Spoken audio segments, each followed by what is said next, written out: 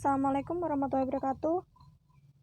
Perkenalkan, nama saya Ervina Damayanti, kelas 12 IPA 3, SMA Negeri 16 Semarang.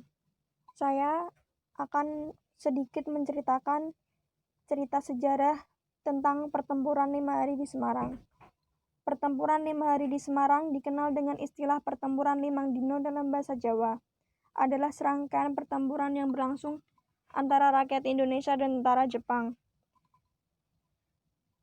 Berlangsung pada masa transisi kekuasaan dari Jepang ke Belanda pada tanggal 15 sampai 19 Oktober 1945. Ketika itu, Mr. Wongsonegoro ditunjuk sebagai penguasa Republik di Jawa Tengah untuk mengambil alih kekuasaan dari Jepang, kemudian membentuk Badan Keamanan Rakyat atau BKR yang menjadi Tentara Keamanan Rakyat. Penyebab terjadinya pertempuran 5 hari di Semarang. Yang pertama, kericuhan penyitaan senjata Jepang. Pelucutan senjata tentara Jepang dapat dilakukan tanpa kekerasan, namun di Semarang justru terjadi kekacauan. Kido Butai, pusat ketentaraan Jepang di Jatingaleh, Semarang, curiga bahwa senjata itu tidak akan digunakan untuk melawan Jepang. Permintaan yang diulang untuk menyerahkan senjata hanya menghasilkan pengumpulan senjata yang agak usang.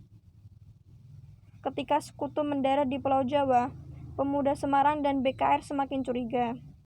Dikhawatirkan Jepang menyerahkan senjata kepada sekutu dan Indonesia harus mendapatkan kesempatan menyita senjata tersebut sebelum sekutu mencapai Semarang. Kondisi semakin memanas ketika tawanan Jepang yang dipindahkan dari Cepiring ke Bulu kabur dan bergabung dengan pasukan Kido Butai. Penyebab kedua, isu racun pada air minum. Ketika tawanan Jepang pergi, pemuda diinstruksikan untuk mencegat dan memeriksa mobil Jepang yang lewat di depan RS Purusara pada tanggal 14 Oktober 1945 jam 6:30. Pemeriksaan itu menghasilkan penyitaan sedan dan senjata milik Kempetai. Sore harinya, tentara Jepang yang tersisa ditawan ke penjara Bulu. Pukul 6 malam, terjadi serangan mendadak dari pasukan Jepang bersenjata lengkap dan melucuti 8 anggota polisi istimewa yang sedang menjaga reservoir Siranda, sumber minum warga kota di Candi Lama. Kedelapan anggota polisi dibawa ke markas Kido Butai di Jatingaleh. Kemudian tersebar kabar bahwa tentara Jepang sudah meracuni sumber air minum tersebut yang membuat rakyat gelisah. Penyebab ketiga, gugurnya Dr. Karyadi. Setelah berita mengenai racun tersiar, Dr. Karyadi sebagai kepala laboratorium RS Purusara hendak memastikan kabar tersebut. Ia pergi ke sana dalam situasi yang sangat berbahaya, karena waktu itu tentara Jepang telah menyerang beberapa lokasi, termasuk rute menuju reservoir. Istrinya mencoba mencegah, namun tidak berhasil. Mobil Dr. Karyadi dicegat oleh tentara Jepang dalam perjalanan menuju reservoir di Jalan Pendanaran. Dr. Karyadi ditembak bersama sopirnya, seorang tentara pelajar. Beliau dibawa ke rumah sakit sekitar pukul 11:30 malam, tetapi nyawanya tidak dapat diselamatkan. Dr. Karyadi gugur pada usia 40 tahun lebih 1 bulan. Kronologi. Peristiwa 5 hari di Semarang terjadi menjelang hari Minggu malam, tanggal 15 Oktober 1945. Kondisi kota Semarang saat itu sangat mencekam, terutama di area pos BKR dan para pemuda. Pasukan pemuda yang terdiri dari beberapa kelompok yaitu BKR, Polisi Istimewa, AMRI, AMKA, Angkatan Muda Kereta Api, dan lainnya juga telah berjaga-jaga. Kondisi tentara Jepang sangat kontras dari para pejuang Indonesia yang lebih mengandalkan keberanian dibandingkan dengan Jepang yang persenjataannya lebih lengkap. Pasukan para pemuda sama sekali belum pernah bertempur, jarang mendapatkan pelatihan militer kecuali pelatihan untuk pasukan polisi istimewa. Mereka adalah anggota BKR dan ex-PETA, serta hampir tidak bersenjata. Tanggal 15 Oktober 1945, pukul 3 pagi, pasukan Kido Butai menyerang mendadak ke markas BKR Semarang, di kompleks bekas sekolah Mulo di Mugas, belakang bekas pom bensin Pandanaran.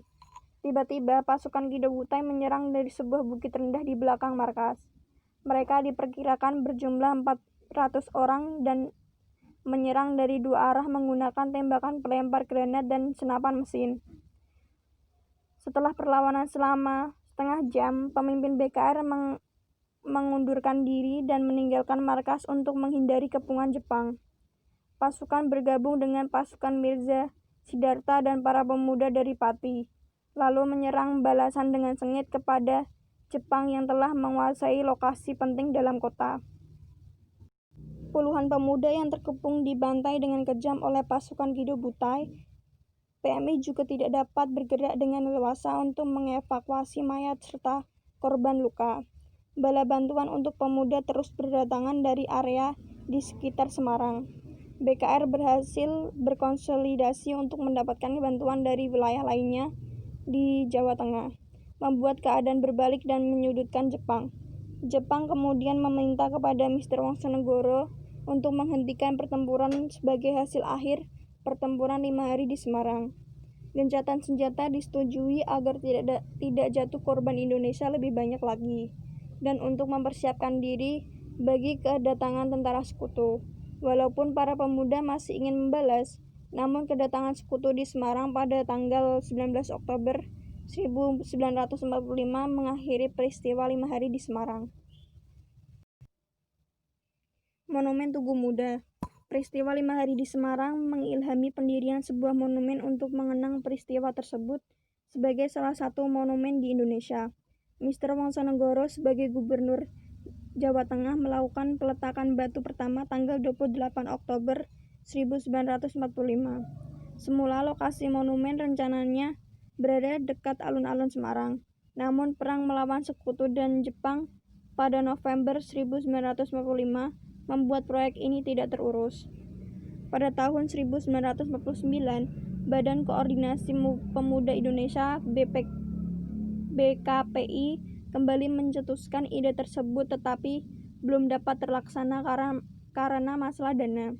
Hadi Subono Sosrowodoyo sebagai wali kota Semarang pada tahun 1951 membentuk Panitia Tugu Muda. Beliau kemudian mengalihkan rencana pembangunan ke lokasi pertempuran 5 hari. Lokasi baru yaitu pada pertemuan Jalan Pemuda, Jalan Imam Bonjol, Jalan Dr. Sutomo, dan Jalan Pandanaran, dengan gedung Lawang Sewu.